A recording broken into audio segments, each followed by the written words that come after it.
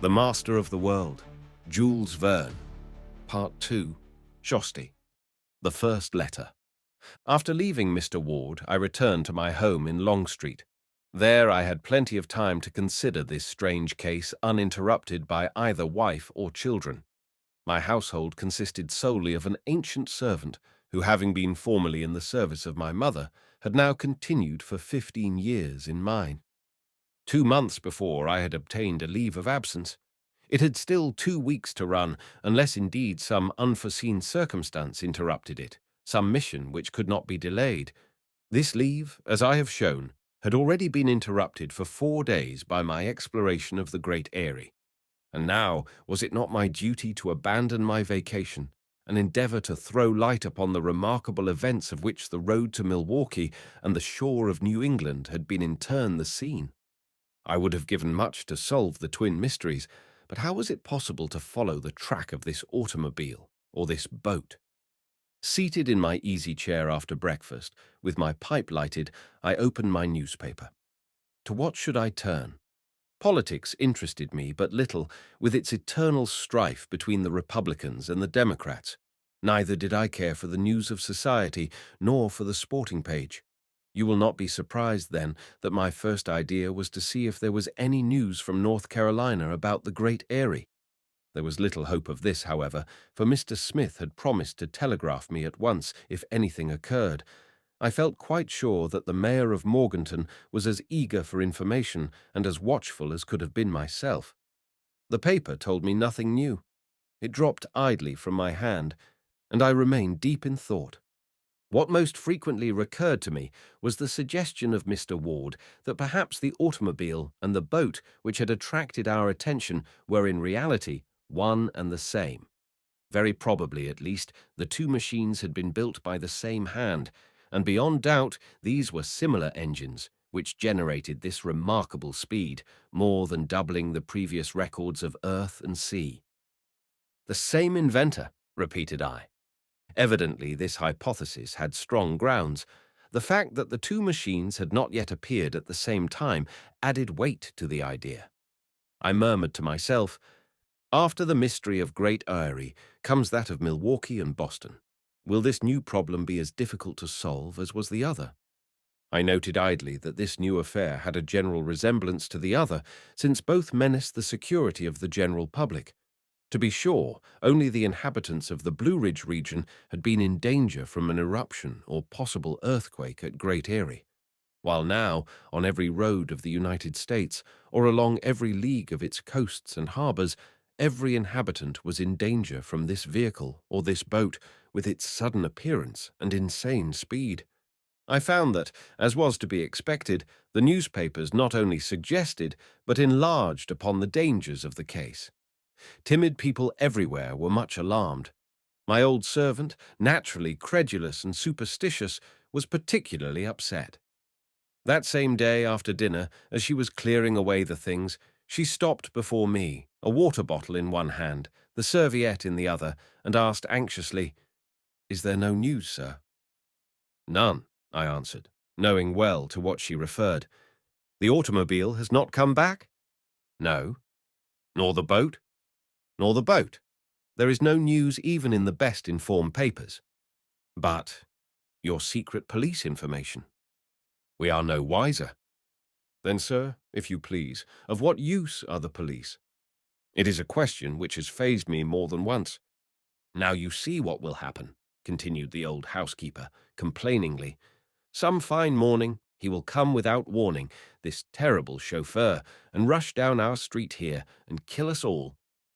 Good! When that happens, there will be some chance of catching him. He will never be arrested, sir." "Why not?" "Because he is the devil himself, and you can't arrest the devil." Decidedly, thought I, the devil has many uses, and if he did not exist, we would have to invent him to give people some way of explaining the inexplicable. It was he who lit the flames of the Great Eyrie. It was he who smashed the record in the Wisconsin race. It is he who is scurrying along the shores of Connecticut and Massachusetts. But putting to one side this evil spirit who is so necessary for the convenience of the ignorant, there was no doubt that we were facing a most bewildering problem. Had both of these machines disappeared forever? They had passed like a meteor, like a star shooting through space, and in 100 years the adventure would become a legend, much to the taste of the gossips of the next century. For several days, the newspapers of America and even those of Europe continued to discuss these events. Editorials crowded upon editorials. Rumors were added to rumors. Storytellers of every kind crowded to the front. The public of two continents was interested. In some parts of Europe, there was even jealousy that America should have been chosen as the field of such an experience. If these marvelous inventors were American, then their country, their army and navy, would have a great advantage over others. The United States might acquire an incontestable superiority. Under the date of the 10th of June, a New York paper published a carefully studied article on this phase of the subject, comparing the speed of the swiftest known vessels with the smallest minimum of speed which could possibly be assigned to the new boat. The article demonstrated that if the United States secured this secret, Europe would be but 3 days away from her, while she would still be 5 days from Europe. If our own police had searched diligently to discover the mystery of the Great Eyrie, the Secret Service of every country in the world was now interested in these new problems. Mr. Ward referred to the matter each time I saw him. Our chat would begin by his rallying me about my ill success in Carolina, and I would respond by reminding him that success there was only a question of expense. "Never mind, my good Strock," said he. "There will come a chance for our clever inspector to regain his laurels. Take now this affair of the automobile and the boat. If you could clear that up in advance of all the detectives of the world, what an honor it would be to our department. What glory for you." "It certainly would, Mr. Ward, and if you put the matter in my charge—" "Who knows, Strock? Let us wait a while. Let us wait." Matters stood thus when, on the morning of June 15th, my old servant brought me a letter from the letter carrier, a registered letter for which I had to sign. I looked at the address. I did not know the handwriting. The postmark, dating from 2 days before, was stamped at the post office of Morganton. Morganton. Here at last was, no doubt, news from Mr. Elias Smith. "Yes," exclaimed I, speaking to my old servant, for lack of another. "It must be from Mr. Smith at last. I know no one else in Morganton, and if he writes, he has news." "Morganton?" said the old woman. "Isn't that the place where the demons set fire to their mountain?" "Exactly." "Oh, sir, I hope you don't mean to go back there." "Why not?" "Because you will end by being burned up in that furnace of the Great Eyrie, and I wouldn't want you buried that way, sir." "Cheer up, and let us see if it is not better news than that." The envelope was sealed with red sealing wax and stamped with a sort of coat of arms, surmounted with 3 stars. The paper was thick and very strong. I broke the envelope and drew out a letter. It was a single sheet, folded in 4, and written on one side only. My first glance was for the signature. There was no signature, nothing but 3 initials at the end of the last line. "The letter is not from the mayor of Morganton," said I. "Then from whom?" asked the old servant, doubly curious in her quality as a woman and as an old gossip. Looking again at the 3 initials of the signature, I said, "I know no one for whom these letters would stand, neither at Morganton nor elsewhere." The handwriting was bold, both upstrokes and downstrokes very sharp, about 20 lines in all. Here is the letter, of which I, with good reason, retained an exact copy. It was dated, to my extreme stupefaction, from that mysterious Great Eyrie. Great Eyrie, Blue Ridge Mountains, to Mr. Strock, North Carolina, June 13th. Chief Inspector of Police, 34 Long Street, Washington, D.C. Sir, You were charged with the mission of penetrating the Great Eyrie. You came on April the 28th, accompanied by the mayor of Morganton and 2 guides. You mounted to the foot of the wall, and you encircled it, finding it too high and steep to climb. You sought a breach, and you found none. Know this: none enter the Great Eyrie, or if one enters, he never returns. Do not try again, for the second attempt will not result as did the first, but will have grave consequences for you. Heed this warning, or evil fortune will come to you. MOW. 7th, a third machine. I confess that at first this letter dumbfounded me. O's and R's slipped from my open mouth. The old servant stared at me, not knowing what to think. "Oh, sir, is it bad news?" I answered, for I kept few secrets from this faithful soul by reading her the letter from end to end. She listened with much anxiety. "A joke, without doubt," said I, shrugging my shoulders. "Well," returned my superstitious handmaid, "if it isn't from the devil, it's from the devil's country anyway." Left alone, I again went over this unexpected letter. Reflection inclined me yet more strongly to believe that it was the work of a practical joker. My adventure was well known. The newspapers had given it in full detail. Some satirist, such as exists even in America, must have written this threatening letter to mock me. To assume, on the other hand, that the Eyrie really served as the refuge of a band of criminals seemed absurd. If they feared that the police would discover their retreat, surely they would not have been so foolish as thus to force attention upon themselves. Their chief security would lie in keeping their presence there unknown. They must have realized that such a challenge from them would only arouse the police to renewed activity. Dynamite or melinite would soon open an entrance to their fortress. Moreover, how could these men have, themselves, gained entrance into the Eyrie unless there existed a passage which we had failed to discover? Assuredly the letter came from a jester or a madman, and I need not worry over it, nor even consider it. Hence, though for an instant I had thought of showing this letter to Mr. Ward, I decided not to do so. Surely he would attach no importance to it. However, I did not destroy it, but locked it in my desk for safekeeping. If more letters came of the same kind and with the same initials, I would attach as little weight to them as to this. Several days passed quietly. There was nothing to lead me to expect that I should soon quit Washington, though in my line of duty one is never certain of the morrow. At any moment I might be sent speeding from Oregon to Florida, from Maine to Texas, and this unpleasant thought haunted me frequently. If my next mission were no more successful than that to the Great Eyrie, I might as well give up and hand in my resignation from the force. Of the mysterious chauffeur or chauffeurs, nothing more was heard. I knew that our own government agents, as well as foreign ones, were keeping keen watch over all the roads and rivers, all the lakes and the coasts of America. Of course, the size of the country made any close supervision impossible, but these twin inventors had not before chosen secluded and unfrequented spots in which to appear. The main highway of Wisconsin on a great race day, the harbor of Boston, incessantly crossed by thousands of boats, these were hardly what would be called hiding places. If the daring driver had not perished, of which there was always strong probability, then he must have left America.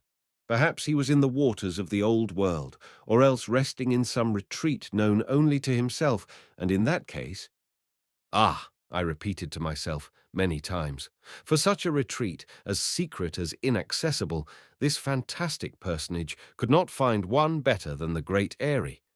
But of course, a boat could not get there, any more than an automobile. Only high-flying birds of prey, eagles or condors, could find refuge there. The 19th of June, I was going to the police bureau, when, on leaving my house, I noticed two men who looked at me with a certain keenness. Not knowing them, I took no notice, and if my attention was drawn to the matter, it was because my servant spoke of it when I returned. For some days, she said, she had noticed that two men seemed to be spying upon me in the street. They stood constantly, perhaps 100 steps from my house, and she suspected that they followed me each time I went up the street. "You are sure?" I asked. "Yes, sir, and no longer ago than yesterday. When you came into the house, these men came slipping along in your footsteps, and then went away as soon as the door was shut behind you." "You must be mistaken." "I am not, sir." "And if you met these two men, you would know them?" "I would." "Good," I cried, laughing. "I see you have the very spirit for a detective. I must engage you as a member of our force." "Joke if you like, sir, but I have still two good eyes, and I don't need spectacles to recognize people. Someone is spying on you, that's certain, and you should put some of your men to track them in turn." "All right, I promise to do so," I said, to satisfy her. "And when my men get after them, we shall soon know what these mysterious fellows want of me." In truth, I did not take the good soul's excited announcement very seriously. I added, however, "When I go out, I will watch the people around me with great care." "That will be best, sir." My poor old housekeeper was always frightening herself at nothing. "If I see them again," she added, "I will warn you before you set foot out of doors." "Agreed." And I broke off the conversation, knowing well that if I allowed her to run on, she would end by being sure that Beelzebub himself and one of his chief attendants were at my heels. The 2 following days, there was certainly no one spying on me, either at my exits or entrances, so I concluded my old servant had made much of nothing, as usual. But on the morning of the 22nd of June, after rushing upstairs as rapidly as her age would permit, the devoted old soul burst into my room and in a half-whisper gasped, "Sir! Sir!" "What is it?" "They are there." "Who?" I queried, my mind on anything but the web she had been spinning about me. "The 2 spies." Ah, those wonderful spies. Themselves, in the street, right in front of our windows, watching the house, waiting for you to go out. I went to the window, and raising just an edge of the shade, so as not to give any warning, I saw 2 men on the pavement. They were rather fine-looking men, broad-shouldered and vigorous, aged somewhat under 40, dressed in the ordinary fashion of the day, with slouched hats, heavy woolen suits, stout walking shoes, and sticks in hand. Undoubtedly, they were staring persistently at my apparently unwatchful house. Then, having exchanged a few words, they strolled off a little way and returned again. "Are you sure these are the same men you saw before?" "Yes, sir." Evidently, I could no longer dismiss her warning as a hallucination, and I promised myself to clear up the matter. As to following the men myself, I was presumably too well known to them. To address them directly would probably be of no use. But that very day, one of our best men should be put on watch, and if the spies returned on the morrow, they should be tracked in their turn and watched until their identity was established. At the moment, were they waiting to follow me to police headquarters? For it was there that I was bound, as usual. If they accompanied me, I might be able to offer them a hospitality for which they would scarce thank me. I took my hat, and while the housekeeper remained peeping from the window, I went downstairs, opened the door, and stepped into the street. The 2 men were no longer there. Despite all my watchfulness, that day I saw no more of them as I passed along the streets. From that time on, indeed, neither my old servant nor I saw them again before the house, nor did I encounter them elsewhere. Their appearance, however, was stamped upon my memory. I would not forget them. Perhaps, after all, admitting that I had been the object of their espionage, they had been mistaken in my identity. Having obtained a good look at me, they now followed me no more. So in the end, I came to regard this matter as of no more importance than the letter with the initials M. O. West. Then, on the 24th of June, there came a new event to further stimulate both my interest and that of the general public in the previous mysteries of the automobile and the boat. The Washington Evening Star published the following account, which was next morning copied by every paper in the country. Lake Curdle in Kansas, 40 miles west of Topeka, is little known. It deserves wider knowledge, and doubtless will have it hereafter, for attention is now drawn to it in a very remarkable way. This lake, deep among the mountains, appears to have no outlet. What it loses by evaporation, it regains from the little neighboring streamlets and the heavy rains. Lake Curdle covers about 75 square miles, and its level is but slightly below that of the heights which surround it. Shut in among the mountains, it can be reached only by narrow and rocky gorges. Several villages, however, have sprung up upon its banks. It is full of fish, and fishing boats cover its waters. Lake Curdle is in many places 50 feet deep close to shore. Sharp, pointed rocks form the edges of this huge basin. Its surges, roused by high winds, beat upon its banks with fury, and the houses near at hand are often deluged with spray, as if with the downpour of a hurricane. The lake, already deep at the edge, becomes yet deeper toward the center, where in some places soundings show over 300 feet of water. The fishing industry supports a population of several thousands, and there are several hundred fishing boats, in addition to the dozen or so of little steamers which serve the traffic of the lake. Beyond the circle of the mountains lie the railroads which transport the products of the fishing industry throughout Kansas and the neighboring states. This account of Lake Curdle is necessary for the understanding of the remarkable facts which we are about to report. And this is what the Evening Star then reported in its startling article. For some time past, the fishermen have noticed a strange upheaval in the waters of the lake. Sometimes it rises as if a wave surged up from its depths. Even in perfectly calm weather, when there is no wind whatever, this upheaval sometimes arises in a mass of foam. Tossed about by violent waves and unaccountable currents, boats have been swept beyond all control. Sometimes they have been dashed one against another, and serious damage has resulted. This confusion of the waters evidently has its origins somewhere in the depths of the lake, and various explanations have been offered to account for it. At first, it was suggested that the trouble was due to seismic forces, to some volcanic action beneath the lake, but this hypothesis had to be rejected when it was recognized that the disturbance was not confined to one locality, but spread itself over the entire surface of the lake, either at one part or another, in the center or along the edges, traveling along almost in a regular line and in a way to exclude entirely all idea of earthquake or volcanic action. Another hypothesis suggested that it was a marine monster who thus upheaved the waters. But unless the beast had been born in the lake and had there grown to its gigantic proportions unsuspected, which was scarce possible, he must have come there from outside. Lake Curdle, however, has no connection with any other waters. If this lake were situated near any of the oceans, there might be subterranean canals, but in the center of America and at the height of some thousands of feet above sea level, this is not possible. In short, here is another riddle not easy to solve, and it is much easier to point out the impossibility of false explanations than to discover the true one. Is it possible that a submarine boat is being experimented with beneath the lake? Such boats are no longer impossible today. Some years ago, at Bridgeport, Connecticut, there was launched a boat, the Protector, which could go on the water, under the water, and also upon land. Built by an inventor named Lake, supplied with 2 motors, an electric one of 75 horsepower and a gasoline one of 250 horsepower, it was also provided with wheels a yard in diameter, which enabled it to roll over the roads as well as swim the seas.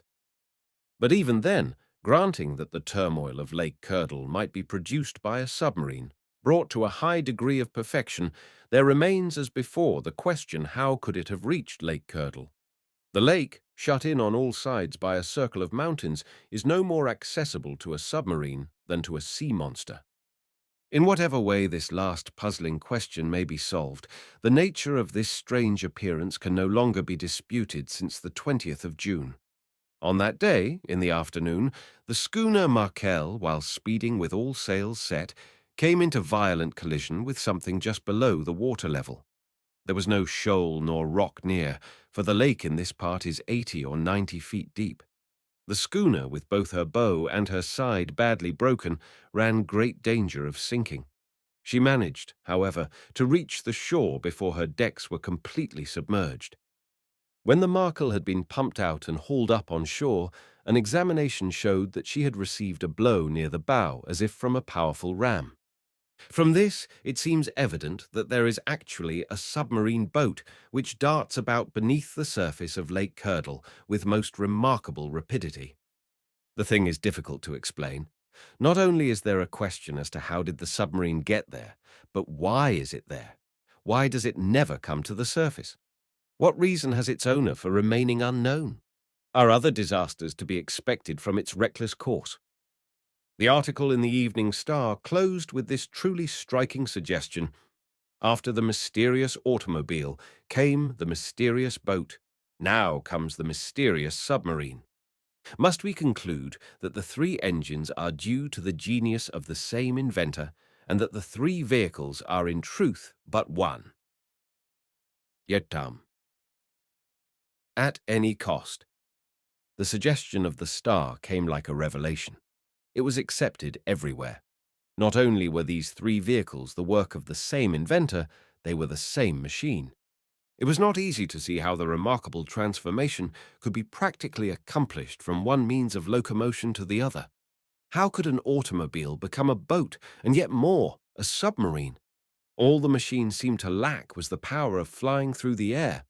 Nevertheless, everything that was known of the three different machines, as to their size, their shape, their lack of odor or of steam, and above all their remarkable speed, seemed to imply their identity. The public, grown blasé with so many excitements, found in this new marvel a stimulus to reawaken their curiosity. The newspapers dwelt now chiefly on the importance of the invention. This new engine, whether in one vehicle or three, had given proofs of its power. What amazing proofs! The invention must be bought at any price. The United States government must purchase it at once for the use of the nation. Assuredly, the great European powers would stop at nothing to be beforehand with America and gain possession of an engine so invaluable for military and naval use.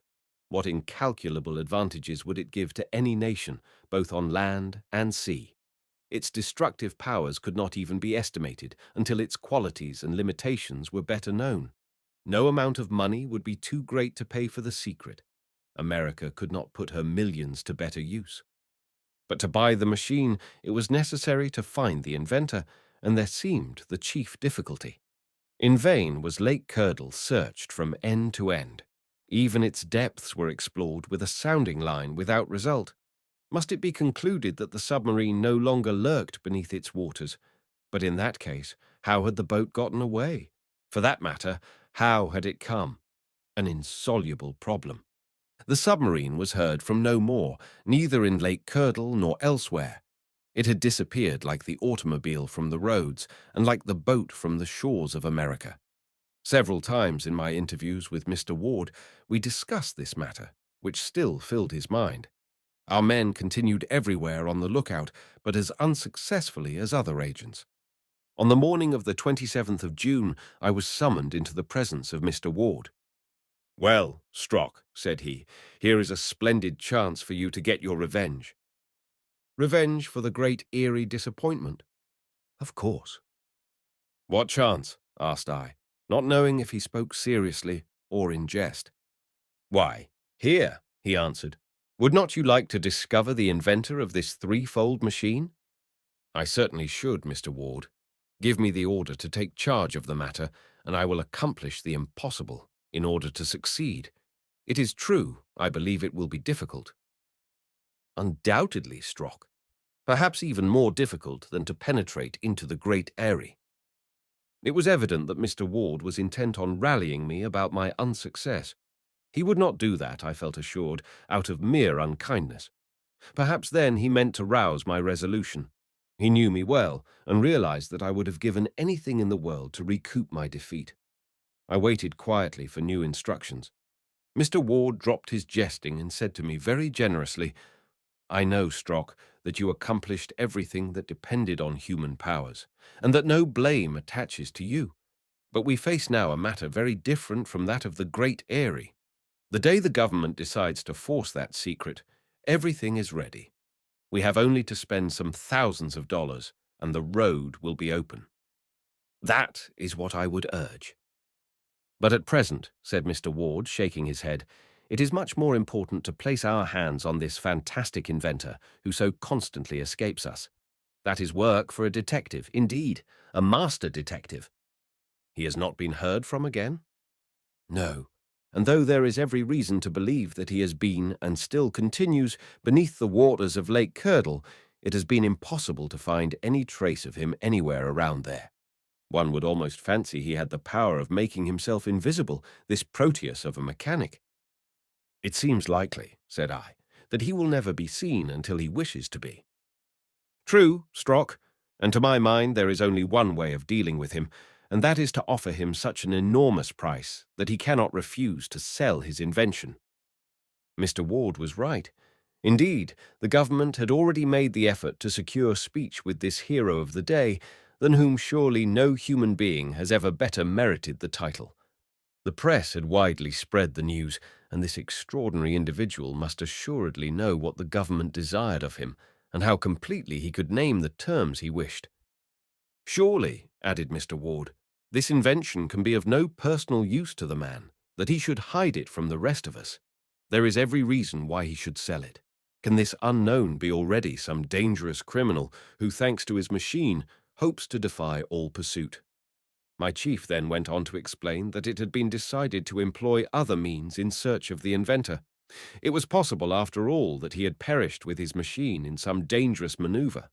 If so, the ruined vehicle might prove almost as valuable and instructive to the mechanical world as the man himself. But since the accident to the schooner Markel on Lake Curdle, no news of him whatever had reached the police. On this point, Mr. Ward did not attempt to hide his disappointment and his anxiety. Anxiety, yes, for it was manifestly becoming more and more difficult for him to fulfill his duty of protecting the public. How could we arrest criminals if they could flee from justice at such speed over both land and sea? How could we pursue them under the oceans? And when dirigible balloons should also have reached their full perfection, we would even have to chase men through the air. I asked myself if my colleagues and I would not find ourselves someday reduced to utter helplessness. If police officials become a useless encumbrance, would be definitely discarded by society. Here there occurred to me the jesting letter I had received a fortnight before, the letter which threatened my liberty and even my life. I recalled also the singular espionage of which I had been the subject. I asked myself if I had better mention these things to Mr. Ward, but they seemed to have absolutely no relation to the matter now in hand. The great airy affair had been definitely put aside by the government, since an eruption was no longer threatening, and they now wished to employ me upon this newer matter. I waited, then, to mention this letter to my chief at some future time, when it would be not so sore a joke to me.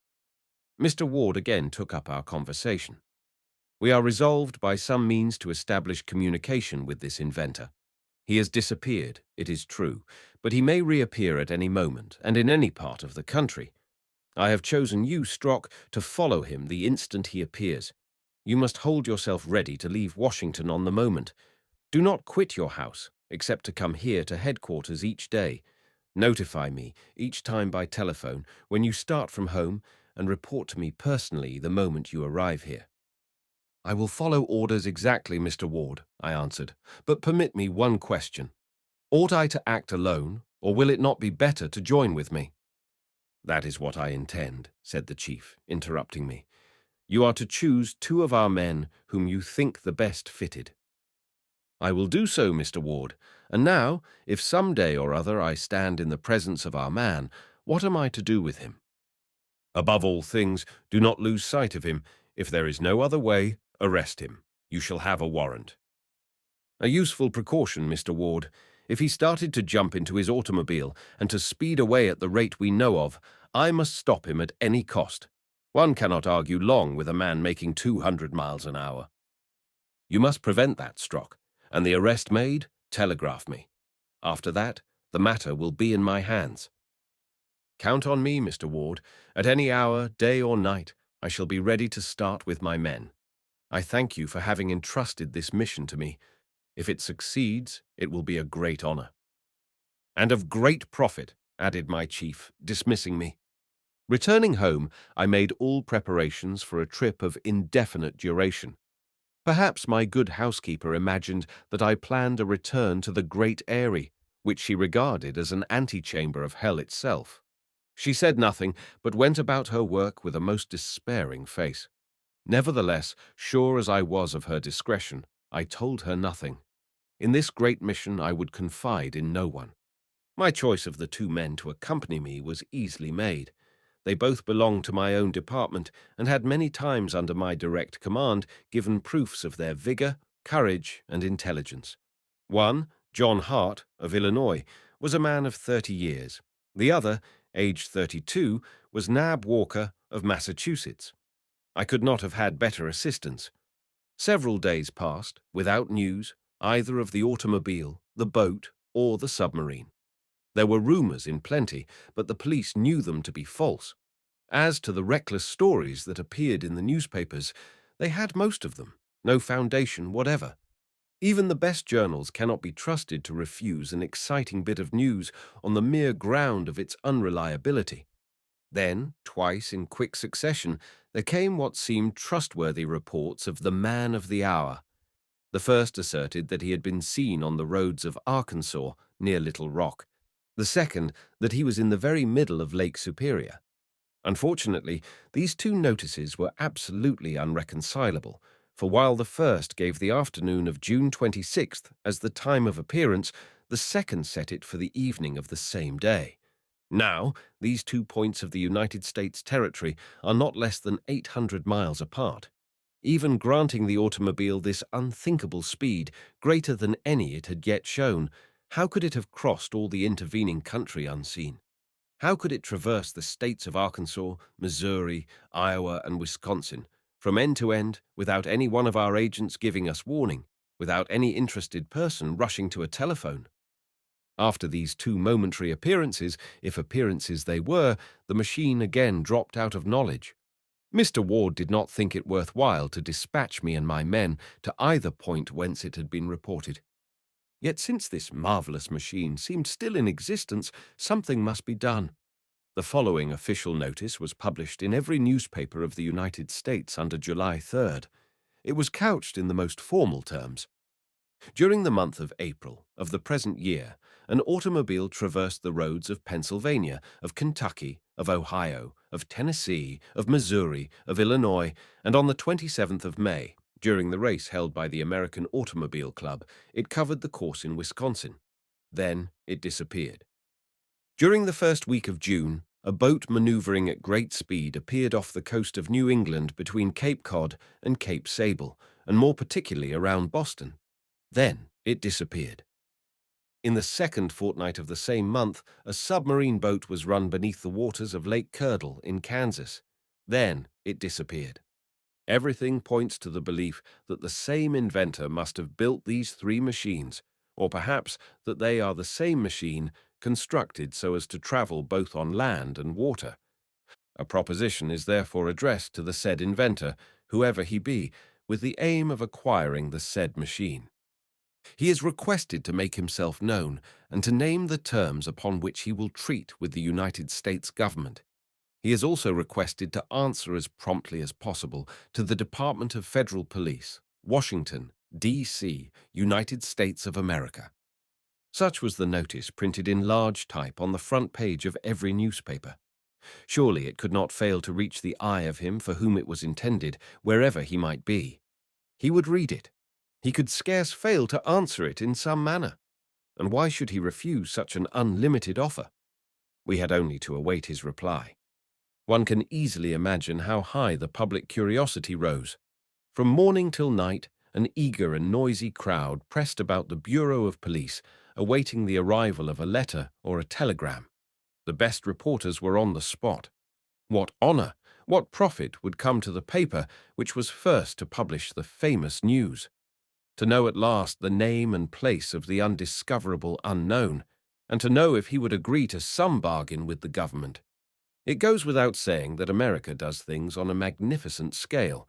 Millions would not be lacking for the inventor. If necessary, all the millionaires in the country would open their inexhaustible purses.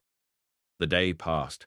To how many excited and impatient people it seemed to contain more than 24 hours, and each hour held far more than 60 minutes. There came no answer, no letter, no telegram. The night following, there was still no news, and it was the same the next day and the next. There came, however, another result, which had been fully foreseen. The cables informed Europe of what the United States government had done. The different powers of the Old World hoped also to obtain possession of the wonderful invention. Why should they not struggle for an advantage so tremendous?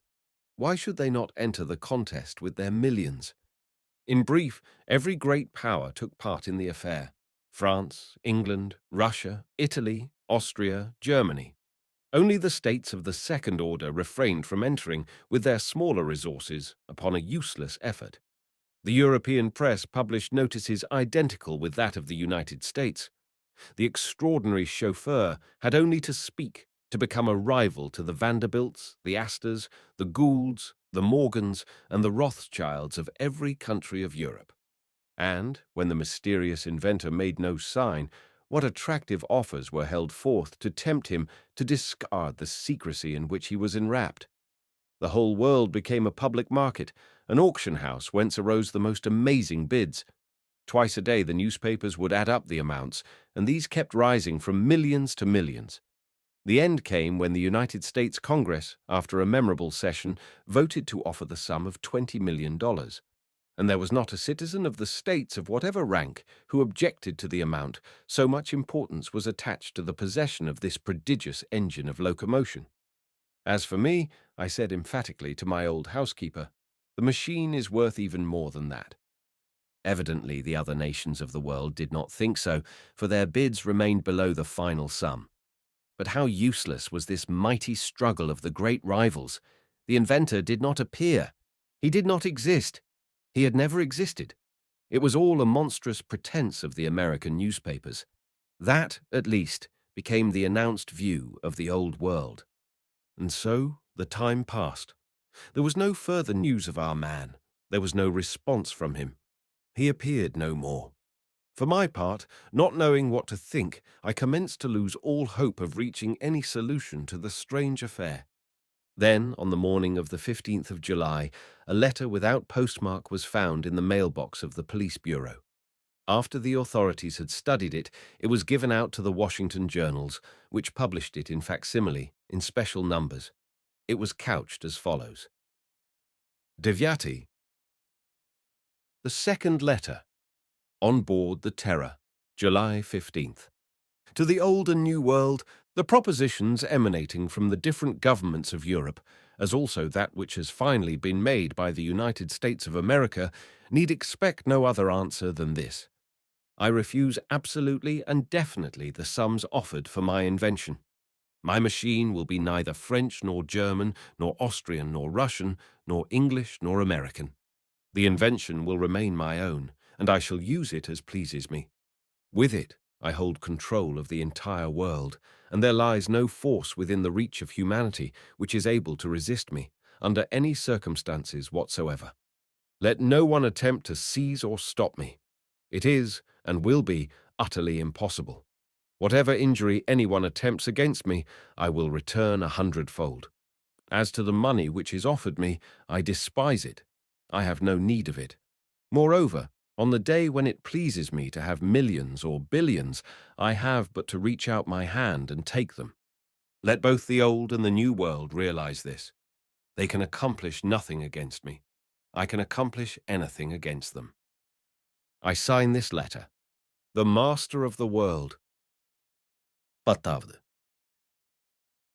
Outside the law. Such was the letter addressed to the government of the United States. As to the person who had placed it in the mailbox of the police, no one had seen him. The sidewalk in front of our offices had probably not been once vacant during the entire night. From sunset to sunrise, there had always been people, busy, anxious, or curious, passing before our door. It is true, however, that even then, the bearer of the letter might easily have slipped by unseen and dropped the letter in the box. The night had been so dark you could scarcely see from one side of the street to the other. I have said that this letter appeared in facsimile in all the newspapers to which the government communicated it. Perhaps one would naturally imagine that the first comment of the public would be, "This is the work of some practical joker." It was in that way that I had accepted my letter from the Great Eyrie 5 weeks before. But this was not the general attitude toward the present letter, neither in Washington nor in the rest of America. To the few who would have maintained that the document should not be taken seriously, an immense majority would have responded, "This letter has not the style nor the spirit of a jester. Only one man could have written it, and that is the inventor of this unapproachable machine." To most people, this conclusion seemed indisputable, owing to a curious state of mind easily explainable. For all the strange facts of which the key had hitherto been lacking, this letter furnished an explanation. The theory now almost universally accepted was as follows. The inventor had hidden himself for a time, only in order to reappear more startlingly in some new light. Instead of having perished in an accident, he had concealed himself in some retreat where the police were unable to discover him. Then, to assert positively his attitude toward all governments, he had written this letter. But instead of dropping it in the post in any one locality, which might have resulted in its being traced to him, he had come to Washington and deposited it himself in the very spot suggested by the government's official notice, the Bureau of Police. Well, if this remarkable personage had reckoned that this new proof of his existence would make some noise in two worlds, he certainly figured rightly. That day, the millions of good folk who read and reread their daily paper could, to employ a well-known phrase, scarcely believe their eyes. As for myself, I studied carefully every phrase of the defiant document. The handwriting was black and heavy.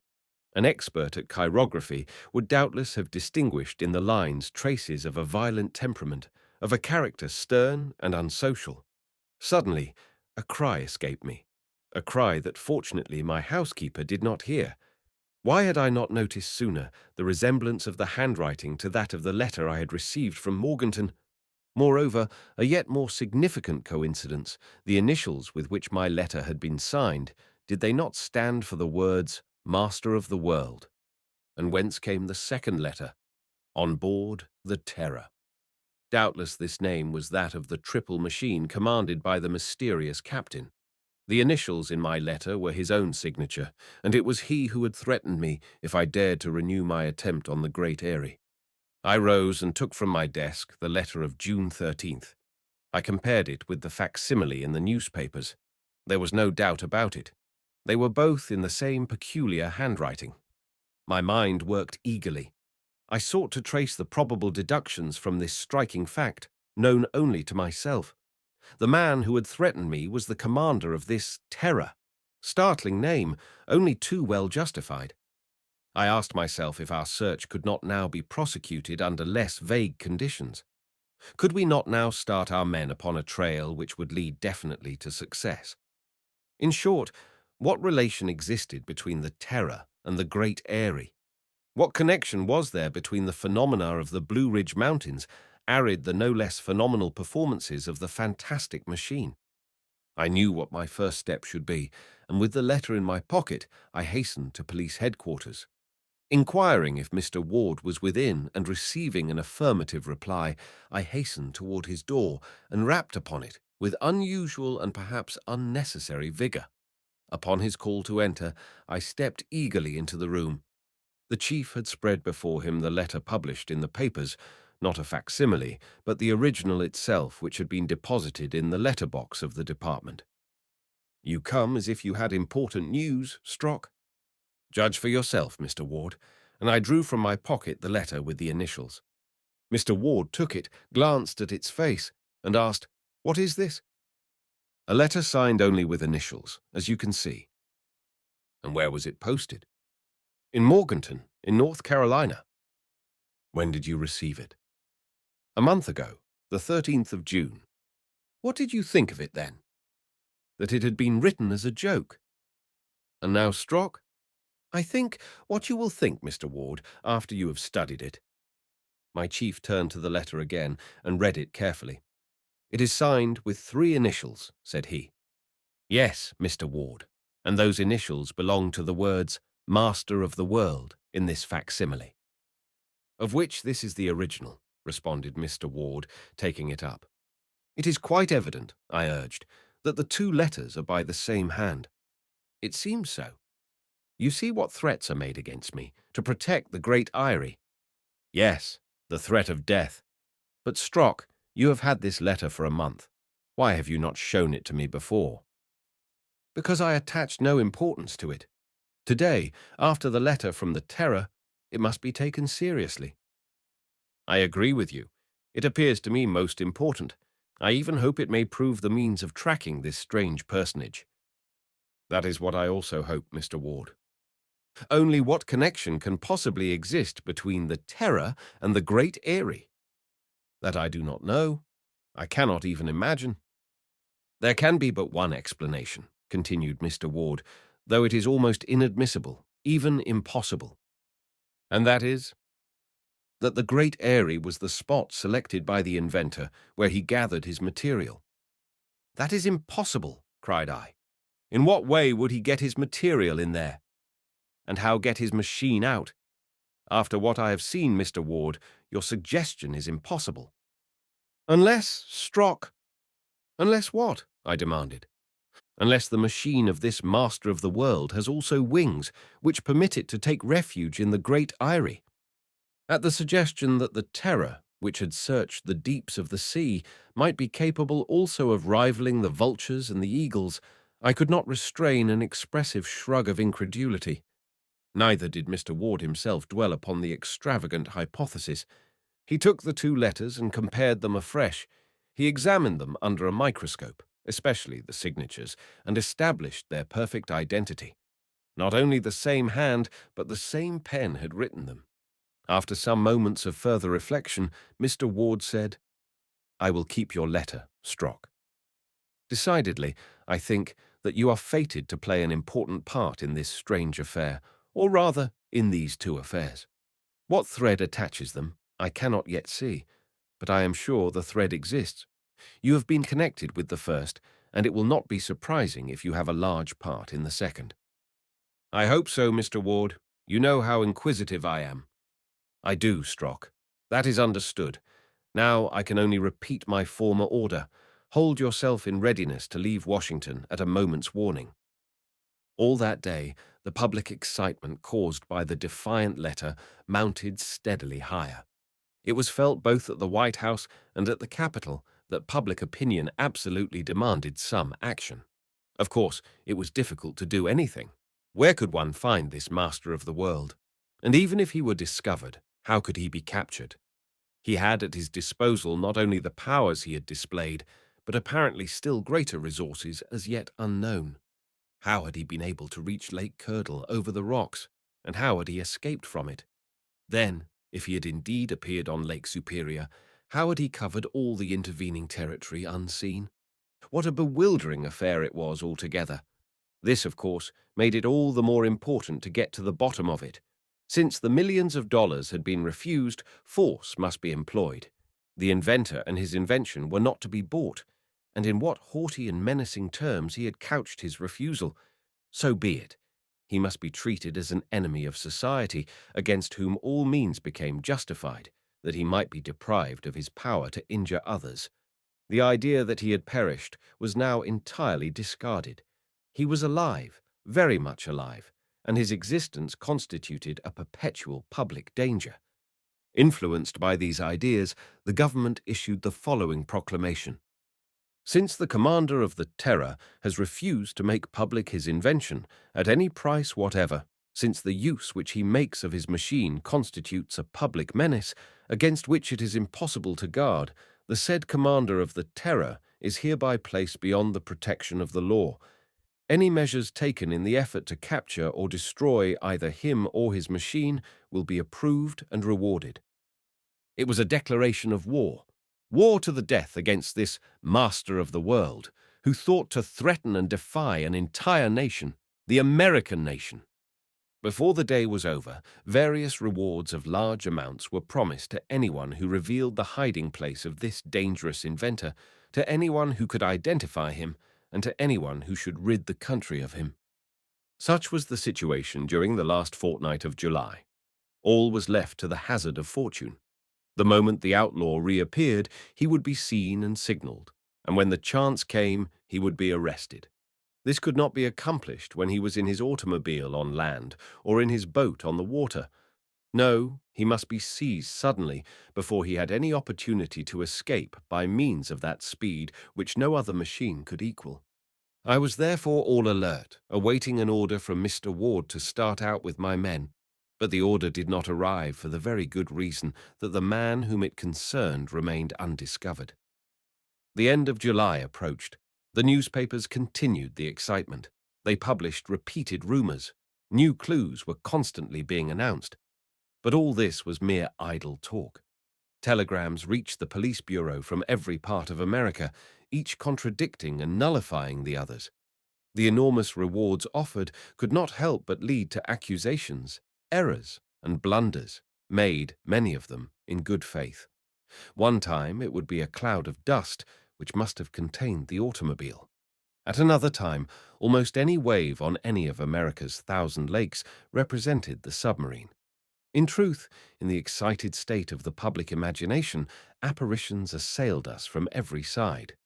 At last, on the 29th of July, I received a telephone message to come to Mr. Ward on the instant. 20 minutes later, I was in his cabinet. "You leave in an hour, Strock," said he. "Where for?" "For Toledo." "It has been seen." "Yes. At Toledo you will get your final orders. In an hour, my men and I will be on the way." "Good. And Strock, I now give you a formal order." "What is it, Mr. Ward?" "To succeed. This time to succeed."